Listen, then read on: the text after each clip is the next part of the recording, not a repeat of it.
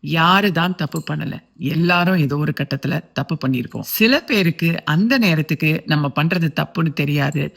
பின்னாடி திரும்பி பார்க்கும்போது நம்ம அப்படி ஒரு தப்பு பண்ணிட்டோம் அப்படின்னு தெரியும். இன்னைக்கு நிகழ்காலத்துல ரிக்ரெட்டையும் அந்த குற்ற உணர்ச்சியும் எடுத்துட்டு வந்தீங்கன்னா திரும்ப திரும்ப அந்த தப்பை நீங்க பண்ணிக்கிட்டே இருக்கிறதுக்கு சமம். உங்களை நீங்க மன்னிச்சுக்கங்க. It is all right. இதை நான் சாதாரணமா சொல்லல. உங்க உடம்புக்குள்ள மறைஞ்சிருக்கிற அந்த கில்ட்டோ கோபமோ எதுவா இருக்கட்டும், என்னைக்காவது ஒரு நாள் ஏதாவது ஒரு வியாதியா ஒரு டிசீஸா வர்றதுக்கு காத்துக்கிட்டு இருக்கு. அது நமக்கு வேணாமே.